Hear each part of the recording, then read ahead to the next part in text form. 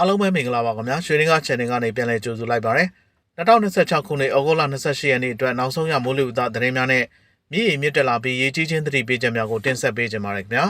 ပထမဆုံးအနေနဲ့မိုးလေဝသနဲ့ဇလဗေဒညွှန်ကြားမှုဦးစီးဌာနကထုတ်ပြန်ထားတဲ့နောက်ဆုံးရမိုးလေဝသခန့်မှန်းချက်များကိုတင်ဆက်ပေးမှာဖြစ်ပါတယ်2026ခုနှစ်ဩဂုတ်လ29ရက်နေ့ညနေ4:00နာရီအချိန်ထုတ်ပြန်ချက်လွန်ခဲ့တဲ့24နာရီအတွင်းကမကွေးတိုင်းဒေသကြီးမှာတိမ်အထစ်ဖြစ်ထွန်းခဲ့ပါတယ်နေပြည်တော်စကိုင်းတိုင်းဒေသကြီးအောက်ပိုင်းတို့မှာနေရာကွက်ကြားပဲခူးတိုင်းဒေသကြီးစကိုင်းတိုင်းဒေသကြီးအထက်ပိုင်းနဲ့ကယားပြည်နယ်တို့မှာနေရာကျဲရန်ကုန်တိုင်းဒေသကြီးမန္တလေးတိုင်းဒေသကြီးချင်းပြည်နယ်ရှမ်းပြည်နယ်မြောက်ပိုင်းတို့မှာနေရာစိတ်နဲ့ကျန်တိုင်းဒေသကြီးနဲ့ပြည်နယ်တို့မှာနေရာအနှံ့ပြားမိုးထချုံရွာခဲ့ပြီးရန်ကုန်တိုင်းဒေသကြီးနဲ့ကရင်ပြည်နယ်တို့မှာဒေသအလိုက်နဲ့မန္တလေးတိုင်းဒေသကြီးအေရီတိုင်းဒေသကြီးနဲ့မွန်ပြည်နယ်တို့မှာနေရာကွက်ရမိုးကြီးခဲ့ပါတယ်။မှတ်သားမွေရမိုးရေချိန်များကတော့ပိုင်ကြုံမြို့မှာ 6.03 ညလက်မရေးမြို့မှာ 6.5 လက်မတဝိုင်မြို့နယ်ဖန်မြို့တို့မှာ 9.34 လက်မဘိုကလေးမြို့မှာ 9.33 လက်မကော့ကရိတ်မြို့မှာ 4.06 လက်မဘီးလင်းမြို့မှာ 4.69 လက်မလက်ပေါ်တာမြို့မှာ 4.49 လက်မမြိတ်မြို့မှာ 3.82 လက်မ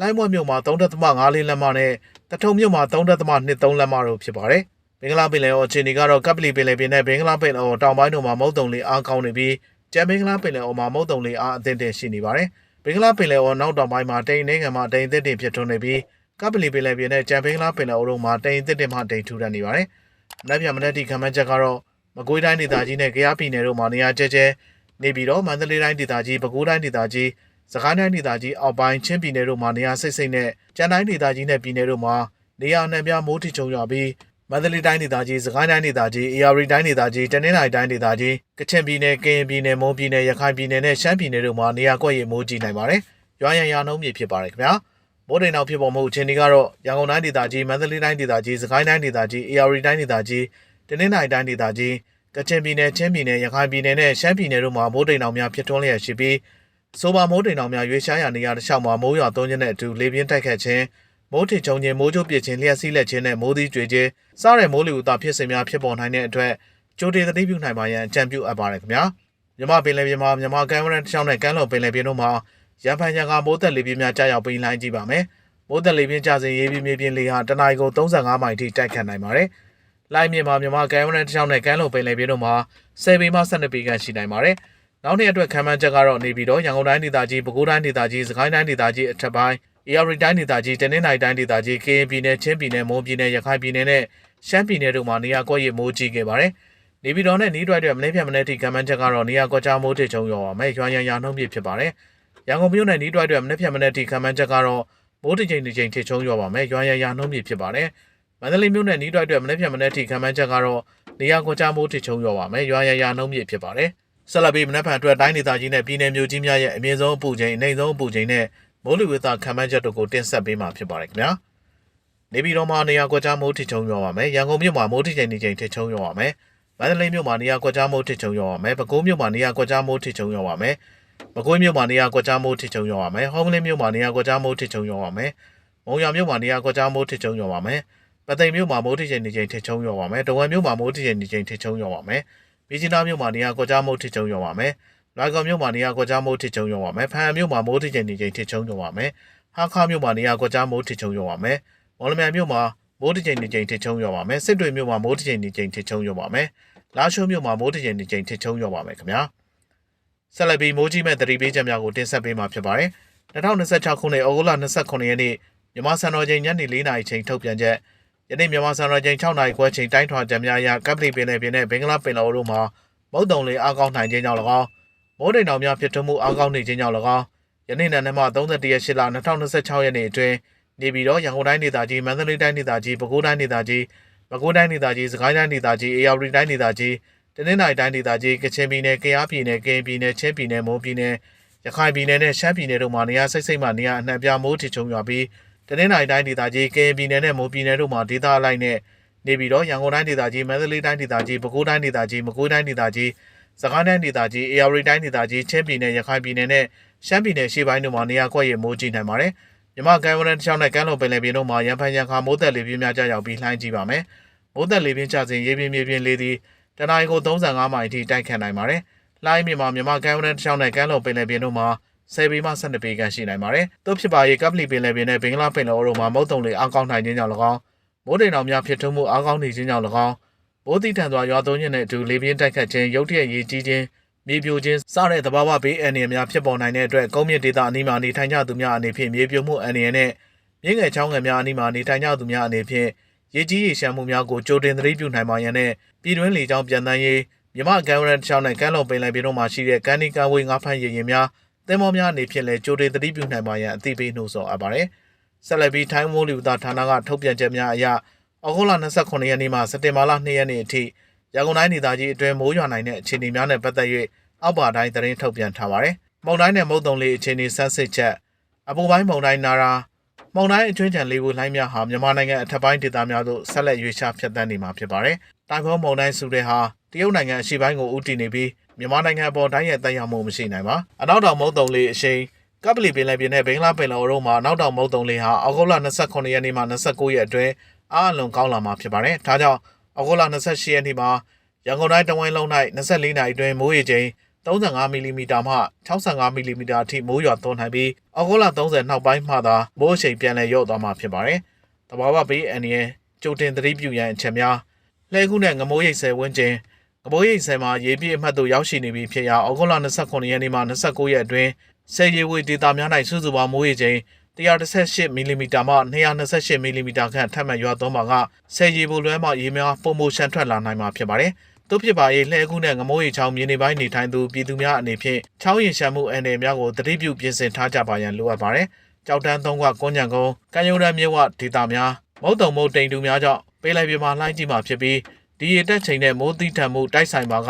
မြေဝချောင်းဝကျေးရွာများနဲ့စိုက်ပျိုးမြေများအတွင်းသို့ရေများရှန်တက်နိုင်ပါတယ်။ရန်ကုန်မြို့တွင်းဒေသများမိုးအားအပြင်းဆုံးဖြစ်မိဩဂုတ်လ28ရက်နဲ့29ရက်နေ့မှာတော့ရေလုံမြောင်များမနိုင်ပဲလမ်းမကြီးပေါ်မှာရေဝတ်ခြင်းတပ်ပင်များကျိုးကျခြင်းနဲ့လျှက်စစ်အန္တရာယ်များကိုထူးသတိပြုရန်နှိုးဆော်အပ်ပါတယ်ခင်ဗျာ။ဆက်လက်ပြီးရေကြီးခြင်းသတိပေးချက်များကိုတင်ဆက်ပေးမှာဖြစ်ပါတယ်။2026ခုနှစ်ဩဂုတ်လ26ရက်နေ့8နာရီချိန်ထုတ်ပြန်ချက်ယနေ့မြန်မာစံတော်ချိန်6နာရီခွဲချိန်တိုင်းထွာချက်များအရရွှေကျင်မြစ်ရေဟ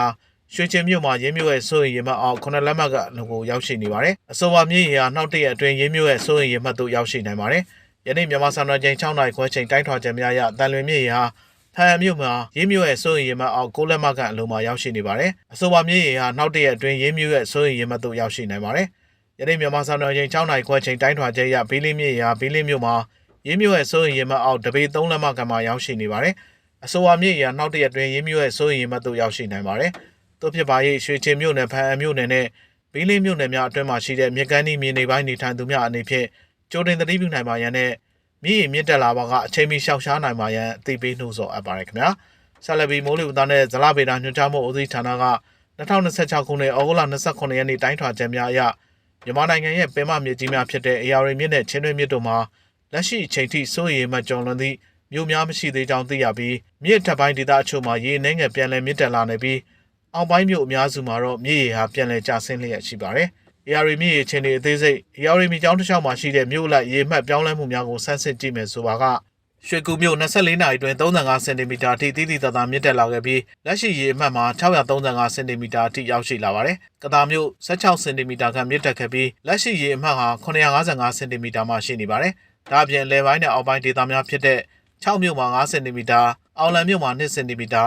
ာပြည်မြို့မှာ1စင်တီမီတာစီအသီးသီးရေများမြင့်တက်လျက်ရှိပါတယ်။ရေမှတ်ပြန်လည်ကျဆင်းတဲ့မြို့များမြေကြီးနားမြို့မှာ31စင်တီမီတာအထိတိတိတသာပြန်ကျသွားခဲ့ပြီးလက်ရှိရေအမှတ်မှာ960စင်တီမီတာဖြစ်ပါတယ်။တပိတ်ချင်းမြို့မှာ73စင်တီမီတာခန့်ကျဆင်းသွားပါတယ်။မန္တလေးမြို့မှာ9စင်တီမီတာခန့်ကျဆင်းသွားပါတယ်။စကိုင်းမြို့မှာလည်း9စင်တီမီတာခန့်ကျဆင်းသွားခဲ့ပါတယ်။ဒါအပြင်မြင်းကြံမြို့မှာ4စင်တီမီတာပခုတ်ကူမြို့မှာ3စင်တီမီတာညောင်ဦးမြို့မှာ9စင်တီမီတ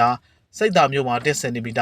ာဟင်္သာတမြို့မှာ9စင်တီမီတာနဲ့ဇလုံမြို့မှာ8စင်တီမီတာစီရေများဆက်လက်ကျဆင်းလျက်ရှိပါတယ်။ရေမှတ်ငြိမ်နေတဲ့မြို့တွေကတော့မြင်းမုံမြို့မှာလက်ရှိရေမှတ်1301စင်တီမီတာနဲ့မကွေးမြို့မှာလက်ရှိရေမှတ်1293စင်တီမီတာတို့မှာပြီးခဲ့တဲ့24နာရီအတွင်းပြောင်းလဲမှုမရှိဘဲပုံမှန်အတိုင်းငြိမ်နေပါတယ်။ချင်းတွင်းမြစ်ရေအခြေအနေအသေးစိတ်ချင်းတွင်းမြစ်ဝမ်းမှာလည်း AR မြစ်ကတ်တို့ပင်အထက်ပိုင်းမြို့အချို့မှာရေပြန်တက်နေပြီးအောက်ပိုင်းမှာရေပြန်ကျနေတဲ့အခြေအနေကိုတွေ့ရပါတယ်။ရေမှတ်မြင့်တက်လာတဲ့မြို့များဖောင်းပြင်မြို့မှာ24နာရီအတွင်း17စင်တီမီတာကမြင့်တက်ခဲ့ပြီးလက်ရှိရေမှတ်900စင်တီမီတာမှရှိနေပါတယ်။ဟောမလင်းမြို့မှာ9စင်တီမီတာကမြင့်တက်ခဲ့ပြီးလက်ရှိရေမှတ်2563စင်တီမီတာမှရှိပါတယ်။မော်လိုက်မြို့မှာ2စင်တီမီတာကအနည်းငယ်မြင့်တက်ခဲ့ပြီးလက်ရှိရေမှတ်938စင်တီမီတာသို့ရောက်ရှိနေပါတယ်။ရေပြန်ကျဆင်းတဲ့မြို့များ မြစ်ထပ်ပိုင်းခန်းနီးမြို့မှာတော့29စင်တီမီတာအထိပြန်လည်ကျဆင်းခဲ့ပါတယ်။အခြားအောက်ပိုင်းမြို့များဖြစ်တဲ့ကလေးဝမြို့မှာ16စင်တီမီတာမင်းကင်းမြို့မှာ13စင်တီမီတာမုံရွာမြို့မှာ13စင်တီမီတာများအသီးသီးလျော်နေကျဆင်းခဲ့ပါတယ်။လက်ရှိမှာတော့မြစ်နှစ်စင်းစလုံး၌စိုးရိမ်ရေမှတ်နီးကပ်တဲ့အန္တရာယ်မရှိသေးတော့လဲ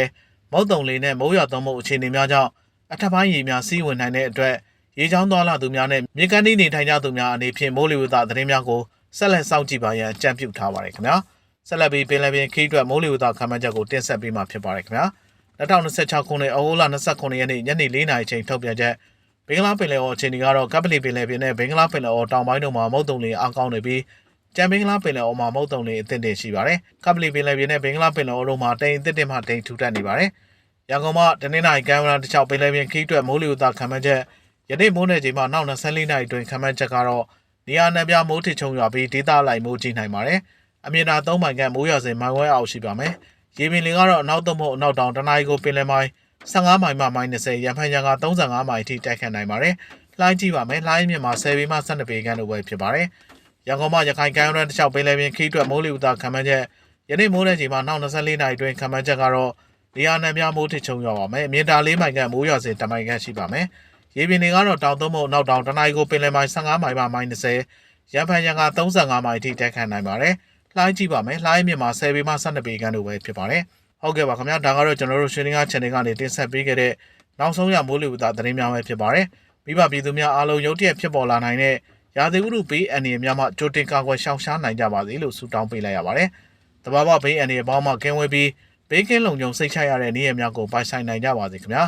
အားလုံးပဲကိုယ်စိတ်နှပါချမ်းသာကြပါစေခင်ဗျာ